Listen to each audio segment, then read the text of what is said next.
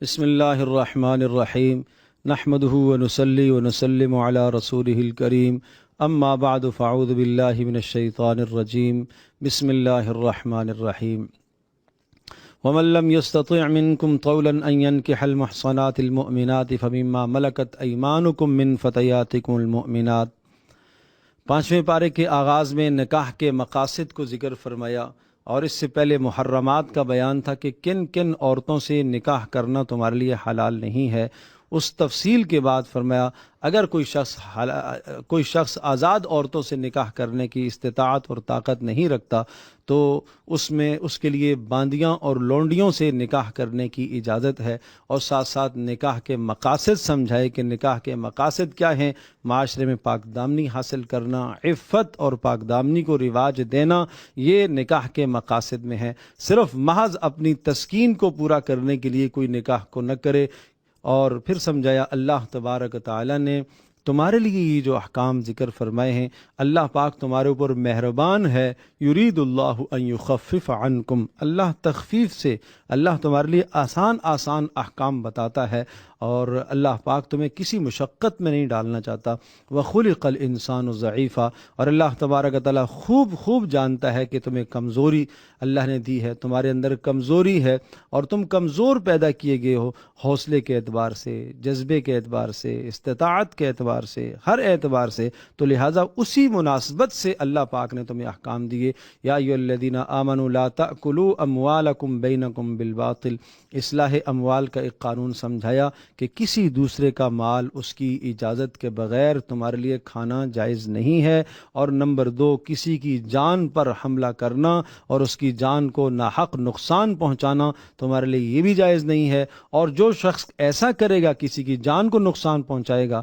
کسی کے مال کو نقصان پہنچائے گا، وہ بہت بڑا ظالم تصور کیا جائے گا۔ فسوف نصلیہ نارا، اور اللہ پاک اسے جہنم میں ڈالے گا۔ ان تجتنبوا کبائر ما تنہون، اللہ نے تمہارے لیے آسانیاں اس طرح سے پیدا کی ہیں کہ کبائر سے اور بڑے گناہوں سے تم اپنے آپ کو بچاتے رہو، اور جب تم بڑے گناہوں سے اپنے آپ کو بچاؤ گے تو اللہ تبارک تعالیٰ اپنے فضل سے، اپنے کرم سے تمہارے چھوٹے گناہوں سے اللہ درگزر کرتا رہے گا۔ نماز کے ذریعے سے تمہارے چھوٹے گناہ معاف ہو جائیں گے، وضو کے ذریعے سے تمہارے چھوٹے گناہ معاف ہو جائیں گے۔ ان الحسنات یذھبن السیئات، نیکیاں گناہوں کو ختم کر دیتی ہیں، تو چھوٹی چھوٹی نیکیوں سے تمہارے یہ گناہ چھٹ جائیں گے۔ ہاں، کبائر سے اپنے آپ کو بچاؤ۔ اور اللہ نے جو تمہیں عزت دی ہے، مقام دیا ہے، جس کو اللہ پاک نے مرد بنایا ہے وہ مرد ہونے کی حیثیت سے اپنی ذمہ داریوں کو سمجھے، اور جس کو اللہ نے عورت بنایا ہے وہ عورت ہونے کی حیثیت سے اپنی ذمہ داریوں کو سمجھے۔ الرجال قوامون علی النساء بما فضل اللہ بعضهم علی بعض، اصلاح ازواج کا طریقہ سمجھایا کہ گھر کا اختیار اور گھر کی حکمرانی اللہ تبارک تعالیٰ نے مرد کو سونپی ہے، اور اللہ پاک نے مرد کے اندر حوصلہ رکھا ہے، ہمت رکھی ہے، طاقت رکھی ہے، اور اس کے اندر اللہ تبارک تعالیٰ نے کمائی کی صلاحیت رکھی ہے، اور وہ احسن طریقے سے، بہترین طریقے سے جب مال حلال کما کر لاتا ہے تو اس وجہ سے گھر کا اختیار اور اقتدار اس کو اللہ نے سونپا ہے۔ ہاں، اس کی بیوی گھر کے اندر اس کی مشیر بن کر اس کے ساتھ زندگی گزارے، اس کے ساتھ وزیر بن کر گھر کی زندگی گزارے، لیکن اگر دونوں کی آراء میں کہیں تناقض اور تعارض آ جاتا ہے تو اس موقع پر مرد کی رائے کو تقویت رہے گی، اور مرد کی رائے کو جو ہے وہ ترجیح دی جائے گی۔ اور پھر فرمایا کہ اگر بیویوں کے اندر نشوز تم محسوس کرو، نافرمانی محسوس کرو، تو طریقہ کار کیا ہے، بیوی کی اصلاح کا طریقہ سمجھایا۔ واللاتی تخافون نشوزہن فعظوہن، سب سے پہلا کام کرو، اسے سمجھاؤ۔ پہلے دن سے ڈنڈے سے بات نہیں بنے گی، پہلے دن سے مار کٹائی نہ ہو، فعظوہن، اسے سمجھاؤ۔ پہلے دن سے طلاق کا لفظ مت استعمال کرو، مت اس کی عزت پر حملہ آور ہو جاؤ، بلکہ فعظوہن، وعظ کرو۔ اور وعظ کوئی ایک دن کا کام نہیں ہوتا، 2 دن کا کام نہیں ہوتا، مہینوں کے مہینہ آپ سمجھائیں، آپ وعظ کریں۔ فعظوہن، وعظ ایسے کلام کو کہتے ہیں کہ جس میں آیات بھی ہوں، احادیث بھی ہوں، اور جس میں جو ہے وہ جنت کی باتیں بھی ہوں، جہنم کی باتیں بھی ہوں، دل کو نرم کرنے والی باتیں اسے کہتے رہو، سمجھاتے رہو، سمجھاتے رہو۔ اگر بات سمجھانے سے بات بن جاتی ہے اور وہ نافرمانی سے باز آ جاتی ہے تو اس کے بعد اگر اچھی بات ہے، اور اگر نہیں بات آتی وَاهْجُرُوهُنَّ فِي الْمَضَاجِعِ، پھر کچھ وقت تک اس کو جدا کر دو۔ یہ جدا طلاق نہیں ہے، گھر کے اندر ہی جدا کر دو، بستر جدا کر دو، کمرہ جدا کر دو۔ اس سے عورت پر اثر پڑے گا اور اس کے مزاج اور اس کی طبیعت میں یہ بات آئے گی کہ مجھے ایسا کیوں کیا گیا، یہ سلوک میرے ساتھ کیوں ہو رہا ہے میری نافرمانی کی وجہ سے۔ تو اللہ کی ذات سے امید ہے وہ نافرمانی سے باز آ جائے گی۔ اگر پھر بھی باز نہیں آتی تو تیسرا طریقہ بتایا کہ وَضْرِبُوهُنَّ، تیسرا اصول سمجھایا، مناسب پٹائی کرو۔ لیکن حدیث میں اس ضرب کی تشریح آئی ہے کہ پٹائی ایسی نہ ہو، مار ایسی نہ ہو جو چہرے پر ہو، ایسی مار نہ ہو جس سے زخم لگے، ایسی مار نہ ہو جس سے کوئی سخت چوٹ آئے، ایسی مار نہ ہو جس سے ہڈی ٹوٹے، بہت اعتدال کی مار۔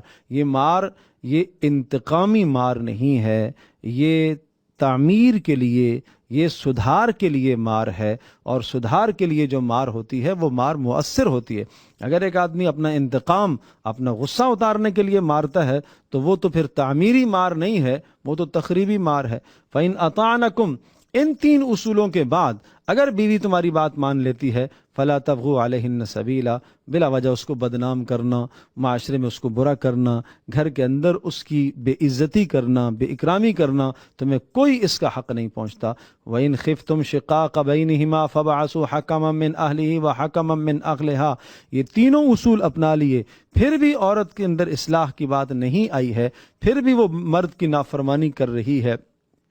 اور زبان درازی کر رہی ہے، وہ ناشزہ ہے، نافرمان ہے، تو پھر فرمایا کہ ایک مرد کے خاندان کا آدمی اور ایک عورت کے خاندان کا آدمی، یہ دونوں آدمی آئیں اور ان دونوں کو بیٹھائیں، یہ چار افراد گھر کے اندر بیٹھ کر مصالحت کرنے کی کوشش کریں، دونوں کے اعتراضات کو، دونوں کی باتوں کو سنیں اور سن کر کوئی حل نکالنے کی کوشش کریں۔ اگر حل نکل آتا ہے تو بہت اچھی بات، اور اگر حل نہیں نکل آتا اور یہ دونوں آدمی اس بات پر یہ فیصلہ دے دیتے ہیں کہ ہاں اب ان دونوں کی زندگی باہمی اچھی نہیں گزر سکتی اور اب ان کے لیے جدائی ہی بہتر ہے، تو پھر مرد کو چاہیے کہ وہ اسے ایک طلاق دے دے۔ اور ایک طلاق کے بھی اتنے خوبصورت اصول ذکر فرمائے، سورۃ البقرہ میں بھی بڑی تفصیل سے طلاق کے احکام آئے ہیں کہ طلاق اس طرح سے دے کہ پاکی کی حالت میں، اور وہ پاکی جس پاکی میں مرد نے قربت نہ اختیار کی ہو، ازدواجی تعلق نہ قائم کیا ہو، اس حال میں اس کو ایک طلاق دے دے، پھر انتظار کرے،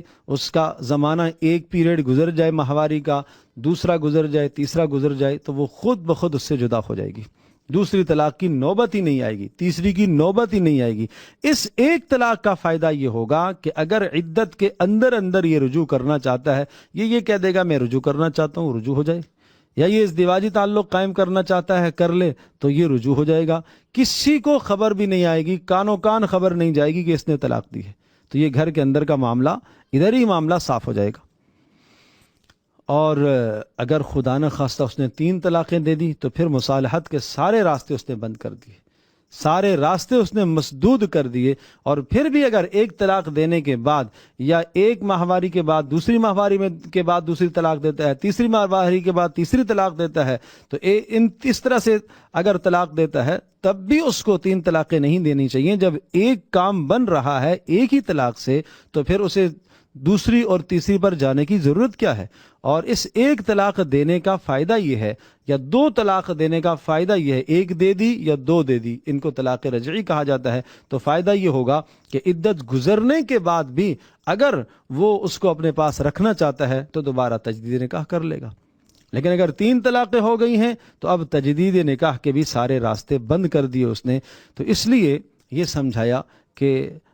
بیوی کی اصلاح کا یہ طریقہ ہے، اور اس طریقے کے ساتھ اپنے گھر کی اصلاح کرنے کی کوشش کی جائے، اور ساتھ ساتھ قرابت داروں کے حقوق بھی، وَاعْبُدُوا اللَّهَ وَلَا تُشْرِكُوا بِهِ شَيْئًا، اللہ کی بندگی سے غافل نہیں ہونا چاہیے، ماں باپ کے حقوق سے غافل نہیں ہونا چاہیے، قرابت داروں، یتیموں، مساکین، اڑوس پڑوس، ان تمام کے حقوق سے غفلت نہیں اختیار کرنی چاہیے۔ اور پھر اس کے بعد یا ایھا الذین آمنوا لا تقربوا الصلاة وانتم سکارى حتى تعلموا، یہاں طہارت اور نماز کے مسائل کو ذکر فرمایا۔ عرض کیا تھا کہ نماز وہ بڑی بنیاد ہے کہ جس بنیاد پر اگر انسان کاربند رہتا ہے تو بہت سارے گناہوں سے آدمی بچ سکتا ہے، اس لیے جا وجہ تقوی اور نماز کا حکم آتا ہے۔ اور ان احکام کے بعد پھر اس سورۃ النساء کا جو دوسرا حصہ ہے جس میں قوانین کے نفاذ کا بیان ہے کہ اسلامی ریاست کی ذمہ داری ہے کہ ان قوانین کو نافذ کرے، ان اللہ یأمرکم ان تؤدوا الامانات الی اہلہا،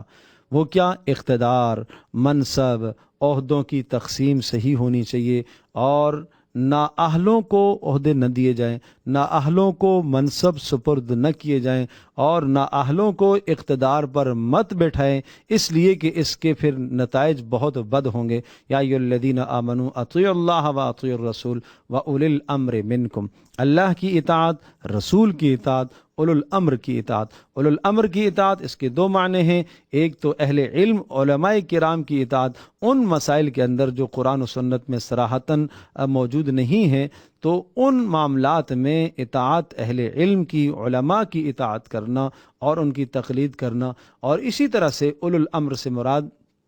ارباب اقتدار خلاف شرع نہ، وہ قوانین اور وہ قوانین اور وہ ضابطے اور وہ اصول جو ملک کے نظم و نسق کو برقرار رکھنے کے لیے وضع کیے جائیں، اور اگر وہ خلاف شرع نہ ہوں تو ان کی پیروی بھی کرنی چاہیے، اور ان کی پیروی کا حکم ہے۔ کوئی آدمی اگر ایسے قوانین کی خلاف ورزی کرتا ہے تو وہ حکومت کا مجرم ہونے کے ساتھ ساتھ وہ اللہ کا بھی مجرم ہے، اسے اس بات کا خاص خیال رکھنا چاہیے۔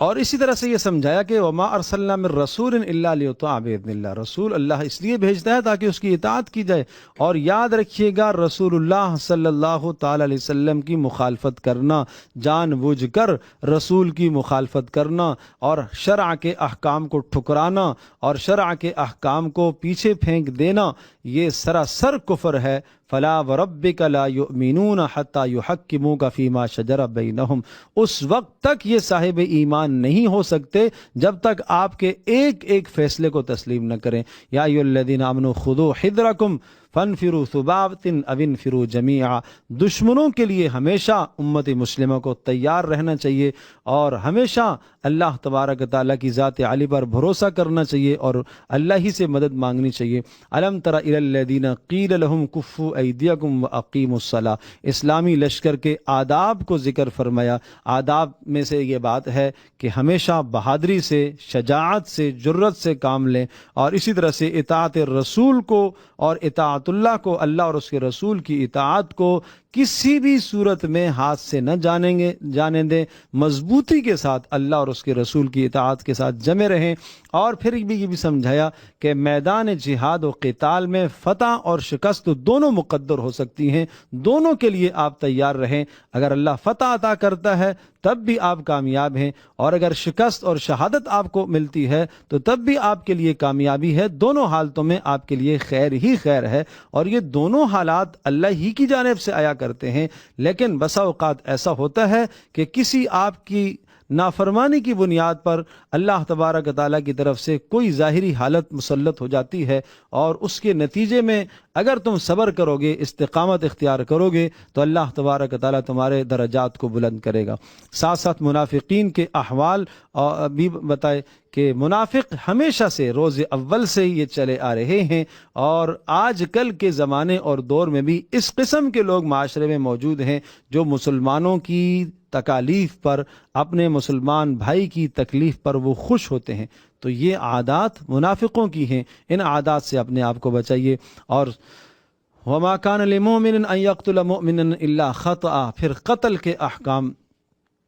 قتل کی سزائیں، اگر کوئی ناحق قتل کر دیتا ہے تو اس کی سزا کیا ہے، اور اسی طرح سے کوئی جان بوجھ کر قتل کر دیتا ہے تو اس کی سزا کیا ہے، یہ سزا سنا کر پھر لا يستوی القاعدون، اللہ کی راہ میں جہاد و قتال کرنے والے وہ زیادہ بہتر ہیں، وہ زیادہ افضل ہیں، ان کی افضلیت کو اور ان کی برتریت کو اللہ نے ثابت فرمایا۔ اور پھر اسی طرح سے ہجرت اور نماز خوف کے احکام، کہ اگر کسی بھی جگہ پر تمہیں اللہ کے دین پر عمل کرنا ممکن نہیں ہے اور وہاں تمہاری جان کا خطرہ ہے، ایمان پر عمل نہیں کر سکتے ہو، تو اللہ کی زمین بڑی کشادہ ہے، آپ وسعت، اللہ کی زمین بڑی وسیع ہے، آپ ہجرت کر کے دوسری جگہ پر منتقل ہو جاؤ۔ وَإِذَا كُنْتَ فِيهِمْ فَأَقَمْتَ لَهُمُ الصَّلَاةَ، نماز خوف ذکر کرنے کے بعد إِنَّا أَنزَلْنَا إِلَيْكَ الْكِتَابَ بِالْحَقِّ لِتَحْكُمَ بَيْنَ النَّاسِ بِمَا أَرَاكَ اللَّهُ، کسی بھی حالت میں اس دنیا میں منافقوں کی طرفداری، وہ لوگ جو اللہ اور اس کے رسول کے دشمن ہیں، صریح دشمن ہیں،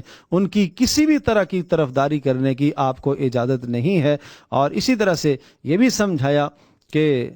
بلا تحقیق رائے نہ دیا کرو، جب تک تمہارے سامنے کوئی مکمل مستحکم اور مضبوط بات نہ ہو اس وقت تک تمہیں رائے نہیں دینی چاہیے۔ ان اللہ لا یغفر ان یشرک بہ ویغفر ما دون ذلک لمن یشاء، اور شرک کے علاوہ اللہ جو چاہے گا گناہ معاف کر دے گا، لیکن شرک وہ جرم ہے کہ وہ جرم ناقابل معافی جرم ہے۔ اور یہ سمجھایا کہ اس دنیا کے اندر شیطان تمہیں کس طرح سے ورغلائے گا، وہ اس طرح سے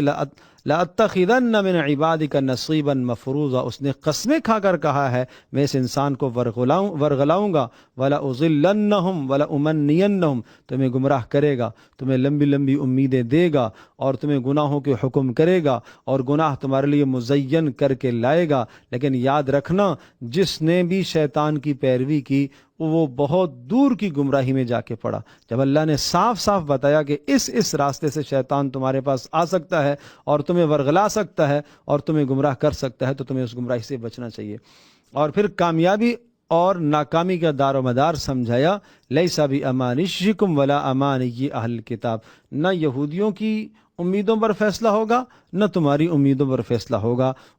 فیصلہ ہوگا من یعمل سوءا یجز بہ، جس نے اس دنیا میں جرم کیا، گناہ کیا، اس گناہ کی وہ سزا پائے گا، اور جس نے نیک عمل کیا، ومن یعمل من الصالحات من ذکر او انثی وہو مؤمن، اخلاص کے ساتھ محمد صلی اللہ تعالی وسلم پر ایمان لاتے ہوئے جس نے نیک عمل کیا، اس نیک عمل کا بدلہ اللہ تبارک و تعالی اسے عطا کرے گا۔ وَيَسْتَفْتُونَكَ فِي النِّسَاءِ قُلِ اللَّهُ يُفْتِيكُمْ، چونکہ صورت کا آغاز اسی مضمون سے ہوا تھا، عورتوں کے احکام، عورتوں سے متعلقہ احکام، کمزور طبقے سے متعلقہ احکام تھے، تو یہاں انہی احکامات کو دوبارہ سے ذکر فرمایا، اور پھر ساتھ یہ بھی سمجھایا کہ اگر کسی عورت کو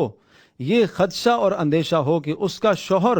اس کے حقوق ادا نہیں کرتا، تو عورت کو شوہر سے خلاصی کا کیا طریقہ اختیار کرنا چاہیے، وہ طریقہ یہاں سمجھایا۔ جس طرح سے مرد کو سمجھایا مرد عورت سے خلاصی لے گا طلاق کے ذریعے سے، اور عورت مرد سے خلاصی لے گی خلا کے ذریعے سے، لیکن دونوں کو اس بات کو سمجھنا چاہیے کہ جب دونوں کے درمیان میں جدائی ہو جائے، اب نہ مرد کو جائز ہے کہ وہ عورت کی برائیاں کرتا پھرے، اور نہ وہ عورت کے لیے جائز ہے کہ وہ اس مرد کی برائیاں کرتی پھرے کہ میں نے کیوں خلا لی ہے۔ نہیں، ان دونوں برائیوں پر دونوں کو پردہ ڈالنا چاہیے، مرد کو عورت کی برائیوں پر پردہ ڈالنا چاہیے اور عورت کو مرد کی برائیوں پر پردہ ڈالنا چاہیے۔ یا ایھا الذین آمنوا کونوا قوامین بالقسط شہداء للہ، عدل و انصاف کے ساتھ گواہی دیا کرو جب تم سے گواہی کا مطالبہ کیا جائے، چاہے گواہی اپنی ذات کے خلاف ہو، ماں باپ کے خلاف ہو، فقیر کے خلاف ہو، غنی کے خلاف ہو، تمہیں عدل و انصاف کے ساتھ گواہی دینی چاہیے۔ یا ایھا الذین آمنوا آمنوا باللہ ورسولہ، یہ عرض کیا تھا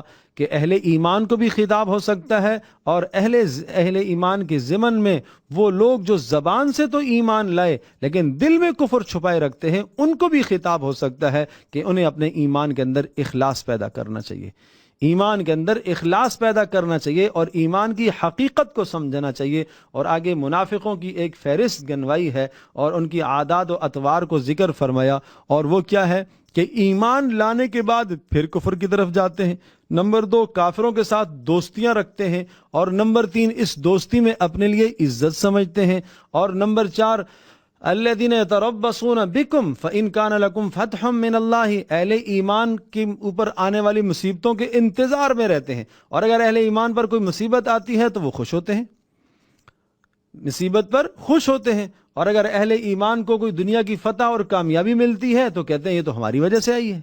اور اسی طرح سے ان کی عادات و اطوار میں سے دھوکہ دہی، ان المنافقین یخادعون اللہ، دھوکے دیتے ہیں، نمازوں میں سستی کرتے ہیں، تذبذب کا شکار رہتے ہیں، کبھی ایمان والوں کے پاس آتے ہیں تو خیال آتا ہے کہ بھئی یہ ٹھیک ہیں اور ان کا مذہب حق ہے، اور جب کافروں کے پاس جاتے ہیں تو ادھر کے گن گانے لگتے ہیں، کوئی ان کا اپنا نظریہ، کوئی ان کی اپنی سوچ نہیں ہے۔ ایسے نظریے کے جو لوگ مالک ہیں، ان المنافقین فی الدرک الاسفل من النار، ایسے منافقوں کے لیے اللہ پاک نے جہنم کا نچلا طبقہ تیار کر کے رکھا ہے۔ ہاں، جو اس نفاق سے توبہ کر لیتا ہے، اپنے اعمال کو درست کر لیتا ہے، اللہ اور اس کے رسول کے ساتھ اعتصام، واعتصموا بحبل اللہ، یعنی اللہ پاک کی رسی کو مضبوطی سے تھام لے اور اپنے دین میں اخلاص پیدا کر لے، تو پھر اس کو بھی وہی اجر ملے گا جو عام اہل ایمان کو اجر ملتا ہے۔ ما یفعل اللہ بعذابکم ان شکرتم وآمنتم، اللہ تبارک تعالیٰ کو تمہیں عذاب دینے سے کوئی سروکار نہیں ہے اگر تم شکر گزار بن کر زندگی گزارو اور تم اپنے ایمان میں کمال پیدا کرو، تو اللہ تبارک تعالیٰ وہ تمہارے عذاب کے در پہ نہیں ہے۔ وَكَانَ اللَّهُ شَاكِرًا عَلِيمًا، اور اللہ پاک تو بڑا قدردان ہے، تمہارے ہر عمل کی اللہ پاک قدر کرتا ہے۔ اللہ تبارک تعالیٰ ہم سب کے لیے سمجھنا عمل کرنا آسان فرمائے۔ وآخر دعوانا الحمدللہ۔